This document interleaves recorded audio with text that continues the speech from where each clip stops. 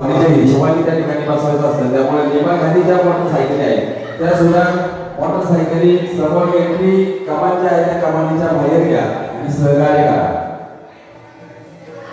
आणि या ठिकाणी लगेच सुरुवात होणार आहे. तरी सर्व ग्रामस्थांना विनंती आहे की जे आता मंडपामध्ये आहेत त्यांनी स्थानपन्न होऊन घ्यायचं. बाजूला जे आवाज येतो त्या लोकांना विनंती असेल की सर्वांनी ताबडतोब मंदिरामध्ये यायचे. कीर्तनाला सुरुवात होणार आहे. गाय वृंद चला आपल्या कार्यक्रम पत्रिकेनुसार आपल्या कार्यक्रमाची वेळ त्या ठिकाणी झालेली आहे. तरी सर्वांना विनंती आहे की सर्वांनी ताबडतोब या आणि सहकार्य करा. हवामान खात्याच्या अंदाजानुसार पावणे 1 ला आज पावसाची शक्यता आहे.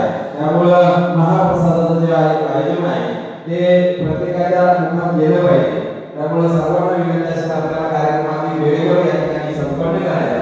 त्यामुळे गायक वर्गाने गेले 6 दिवस मनापासून सेवा केली आहे. तसंच आजचाही दिवस आपण या ठिकाणी सहकार्य करायचा. आधी वेळ त्या ठिकाणी उपस्थित राहायचे. महाराजांचं आगमन झालेलं आहे. त्यामुळे वेळेत कीर्तन या ठिकाणी सुरू होऊन वेळेत संपन्न होणार आहे. त्यामुळे सर्व ग्रामस्थांना विनंती आहे की आपण ताबडतोब मंदिराजवळ यायचं आहे.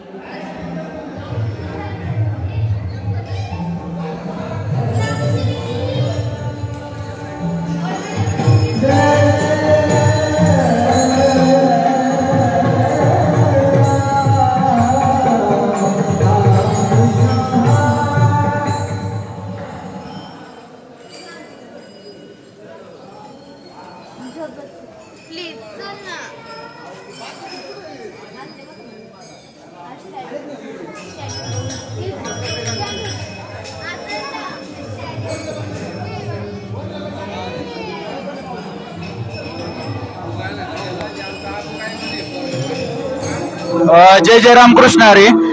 आपण श्री क्षेत्र उरळगाव मधली मंदिर पाहतोय आणि इथं अखंड हरिनाम सप्ताहाचं आयोजन करण्यात आलेलं आहे. हे विठ्ठल रुक्मिणीच्या मंदिराच्या समोर ज्यांचं सप्ताह आहे आणि आजचं हे काल्याचं कीर्तन शेवटच्या दिवशीचं. तर या मंदिराचा संपूर्ण इतिहास आपण गावकऱ्यांकडून जाणून घेणार आहोत. तर हे जे मामा आहेत हे सप्त्याचं नियोजन यांच्याकडे असतं. सांगा या मंदिराच्या बद्दल, प्राचीन मंदिर कसं होतं त्याबद्दल माहिती सांगा.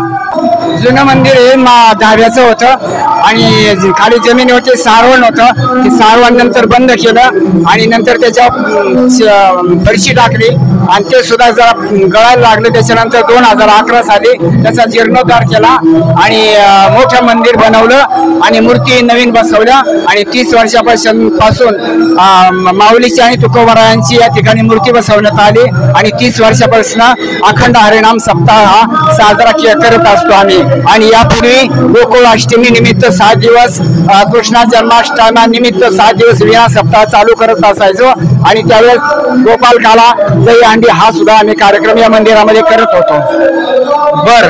आणि ही मूर्ती कधीपासून आहे विठ्ठल रुक्मिणीची आणि बाकीच्या मूर्त्या कधी बसवण्यात आल्या? बाकीच्या मूर्त्या आम्ही बाकीच्या विठ्ठलाची मूर्ती ही जो आपण गाव स्थापन झालं त्यावेळेपासून ह्या मूर्ती बसवलेल्या होत्या.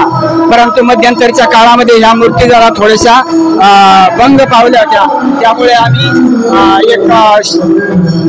एक 100 वर्षाच्या पाठीमागे या मूर्ती नवीन आणून बसवल्या. त्यामध्ये गणपतीची एक मूर्ती, सत्यभामाची एक मूर्ती आणि पांडुरंगाची मूर्ती अशा पुरातन मूर्ती होत्या. आणि 30 वर्षापूर्वी माऊली आणि तुकारामाची मूर्ती बसवली आणि तेव्हापासून आम्ही अखंड हरिनाम सप्ताह हा मोठा साजरा करतो. गावातून पालखी सोहळा देखील श्री क्षेत्र पंढरपूर आणि श्री क्षेत्र आळंदी येथे जात असतो. तर कधी आणि कोणत्या तारखेला किंवा कोणत्या तिथीला निघत असतो पालखी सोहळा तुमच्या गावातून? आषाढी एकादशीला पंढरपूरला आषाढी वारीला जातो आम्ही संतराज बरोबर, संतराज महाराजांसोबत. आणि कार्तिकी वारीला कधी जाता? कार्तिक वारीला 2-4 दिवस अगोदर जातो आळंदीच्या यात्रेच्या. आणि ते कोणत्या पालखी सोहळ्यासोबत? याच्यात मल्लिकार्जुन नावऱ्याची मल्लिकार्जुन त्या पालखी सोहळ्यासोबत. धन्यवाद. रामकृष्ण हरी. काढू का?